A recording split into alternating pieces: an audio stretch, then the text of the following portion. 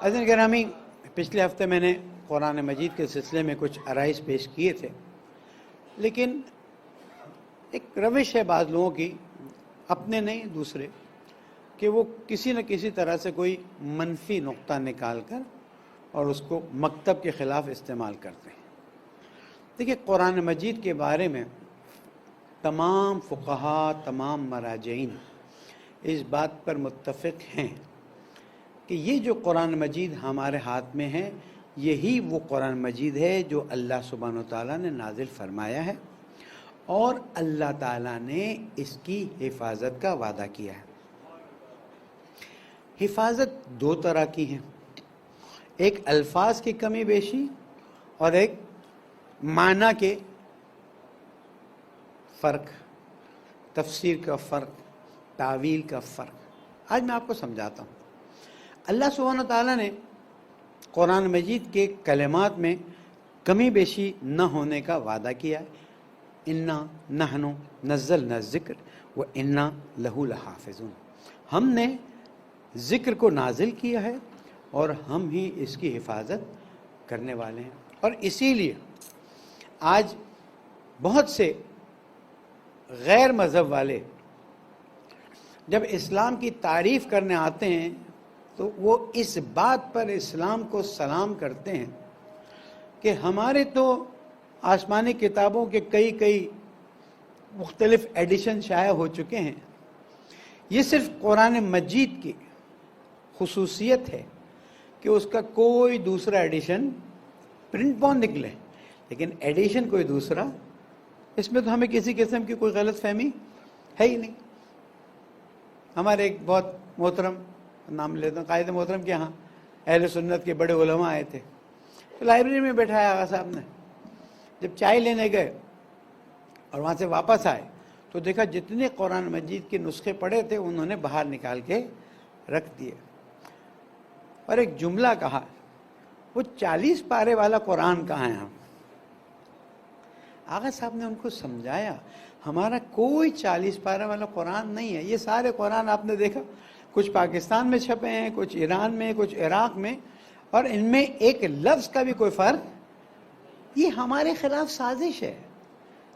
یہ وہ ٹولہ کہ جس کو کچھ نہیں ملتا ہے تو وہ اس طرح کی چیزیں نکالتا ہے۔ میں نے ان کو چیلنج دیا، ان کو فرمایا کہ آپ ایک 40 سپارے والا قرآن لے کر آ جائیں، ہم تسلیم ہو جائیں گے کہ ہم غلط نہیں ہیں ایسی کوئی چیز۔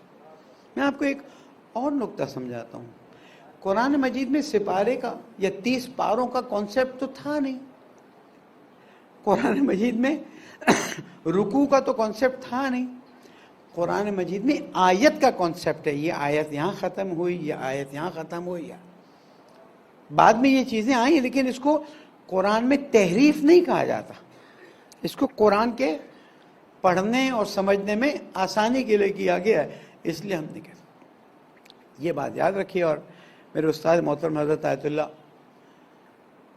حاجی شیخ محمد ہادی معرفت اللہ مقامو، جو اس صدی کے قرآن مجید پر ریسرچ کرنے والے سب سے ٹاپ تھے، انہوں نے مجھے یا ہمیں کلاس میں ایک بات سمجھائی کہ اس بات کو یاد رکھیے گا کہ اگر کہیں سے بھی کوئی چیز ایسی آپ کو دی جائے کہ جناب دیکھو قرآن میں یہاں تحریف ہے، وہاں تحریف ہے، جیسے کہ لکھی گئی ہیں 1-2 کتابیں ادھر بھی ادھر بھی، حتیٰ انہوں نے کہا کہ جو اہل سنت کے ریفرنسز صحیح احادیث ہیں، یہ قرآن مجید کی آیات کا یہ ہو گیا وہ ہو گیا، میں بتانا نہیں چاہتا، انہوں نے کہا ان سب کو آخر دم تک رد کرتے رہنا، اس لیے کہ قرآن مجید کی حفاظت کا اللہ نے وعدہ کیا ہوا ہے اور اس کے الفاظ تبدیل نہیں ہو سکتے۔ لوگوں نے کیا ہے لیکن چیزیں سامنے آ گئی اور ان کے اپنے مسائل کھڑے ہو گئے، وہ اپنی جگہ پر ہے۔ انڈیا میں بھی ایک بدبخت کھڑا ہو گیا اور بکواس کر رہا ہے۔ میں نے جو بات کہی تھی وہ کیا ہے؟ میں نے جو بات عرض کی تھی وہ یہ ہے کہ ہمیں قرآن مجید کا اوریجنل ٹیکسٹ مل گیا ہے، ہم نے کوئی بڑا آسمان سے وہ نہیں کیا، اللہ تعالیٰ کی مدد تھی، اور یہ ٹیکس موجودہ ٹیکس کو سپورٹ کر رہا ہے۔ اگر یہ ٹیکس الگ ہوتا اور موجودہ ٹیکس الگ ہوتا تو ایک بہت بڑی مشکل آ جاتی. موجودہ ٹیکس کے حساب سے جب اس کے ٹیکس کی کمپیریزن ہو رہی ہے، اس کے الفاظ کی کمپیریزن ہو رہی ہے، تو پتہ چل رہا ہے دونوں ایک ہی ہیں. تو میں نے کہاں کہہ دیا کہ شیعوں کا نیا قرآن آ رہا ہے یا ہاں، میں نے ایک بات اور کہی ہے کہ ایک فتنہ پرور گروپ، مکس مت کریں چیزوں کو، ایک فتنہ پرور گروپ ایک، میں قرآن تو نہیں کہوں گا نا، ایک کتاب کے نام سے چیزیں لا رہا ہے جس میں ہماری رسومات کو بھی اس میں مثلا ایک سرٹیفائی کر رہے ہیں. دیکھیں آپ کا مکتب اس وقت مضبوط ترین مکتب ہے، اور دشمن کو پتا ہے کہ اگر اس مکتب کی کمر نہیں توڑیں گے تو یہ مکتب کہاں سے کہاں چلا جائے گا. اسلام کے لیے عزت کا باعث، اتحاد المسلمین کے لیے عزت کا باعث، قرآن کے لیے عزت کا باعث. اب جو مکتب اتنا مضبوط ہے کہ آج دنیا کی سپر پاورز کو ناکوں چنے چبا رہی ہے، اس مکتب کے خلاف کتنی سازش ہو تو ہم کہیں کہ ہاں یہ صحیح ہے. میں نے ایک بار ایک مثال دی تھی کہ 10 کروڑ کمانے کے لیے کتنی محنت کرنی پڑے گی، لیکن ایمان جو ہے 10 کروڑ سے کئی گنا زیادہ ہے. تو اگر 10 کروڑ کے لیے اتنی محنت کرنی پڑے گی تو ایمان کے لیے کتنی محنت کرنی پڑے گی. اب میں اس کی مثال تبدیل کرتا ہوں. جو دین اتنی مضبوطی سے آگے نکل گیا ہے اور اہل سنت مسلمان اقرار کرتے ہیں، آج اتحاد بین المسلمین کے دائرے میں ہمیں بٹھایا جاتا ہے. 17-18 سال ٹیلی ویژن پر ہمیں بٹھا کر یہ بات دکھائی گئی کہ شیعہ، سنی، بریلوی، دیوبندی، اہل حدیث، یہ سب مسلمانوں کے مختلف مسالک ہیں. ایم اے میں بٹھا کے بات بتائی گئی کہ مسلمانوں کے مسالک ہیں.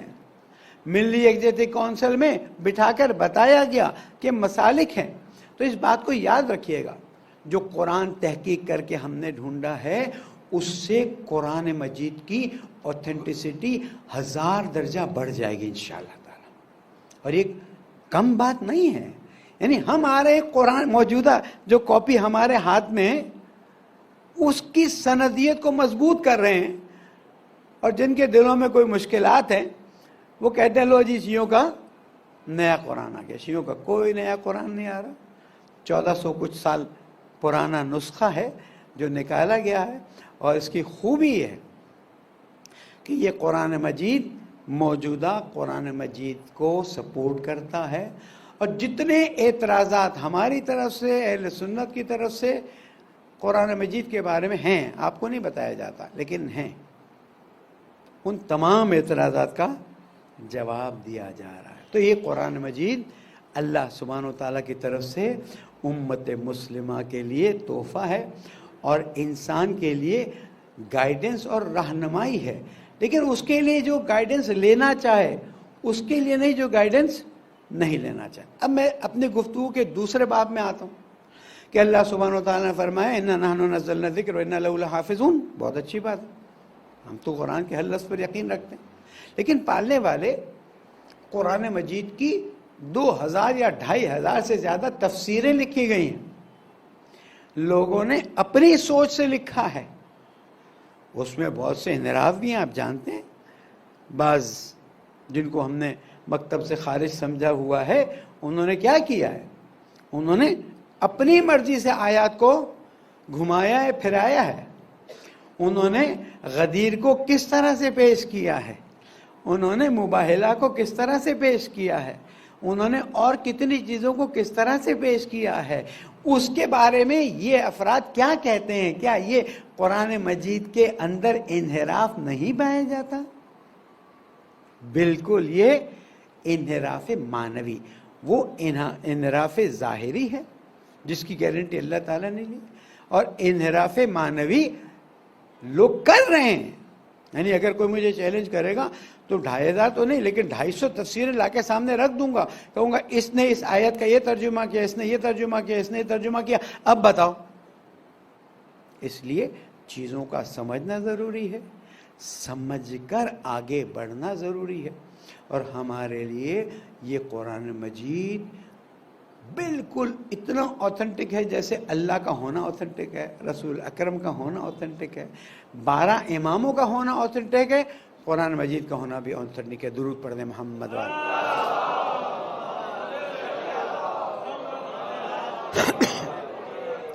گفتگو کو آگے بڑھاتے ہوئے حضور اکرم کو اللہ سبحانہ و تعالیٰ نے ویسے تو بہت سے معجزات دیے، لیکن جو اصل معجزہ چھوڑا ہے وہ ذالک الکتاب لا ریب فیہ ھدی للمتقین۔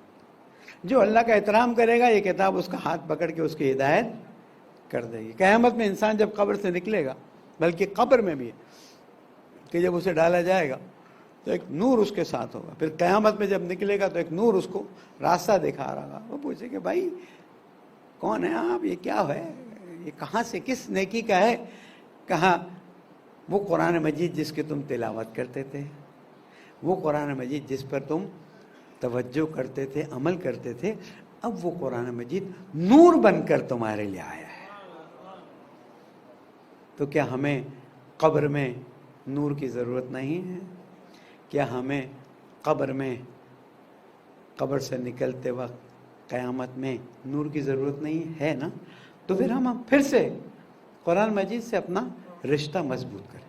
اور اس میں قطعاً کوئی مشکل نہیں ہے عربی کس نے چھاپی ہو، ہمارے یہاں کوئی مشکل نہیں۔ ہاں جب ترجمہ اور تفسیر کی طرف آئیں تو آپ کو اس بات کا خیال رکھنا ہوگا کہ جو ہمارے علامہ ذیشان حیدر جوادی، مرحوم آیت اللہ مقبول حسین صاحب، یا آیت اللہ شیخ محسن نجفی، یا دوسرے بزرگوں نے جو ترجمہ کیا ہے اس پر ریلائی کیجئے اور اس کا مطالعہ کیجئے، اور پھر جب ترجمہ مطالعہ ہوتا جائے تو وہ آہستہ آہستہ تفسیر کی طرف جائیے۔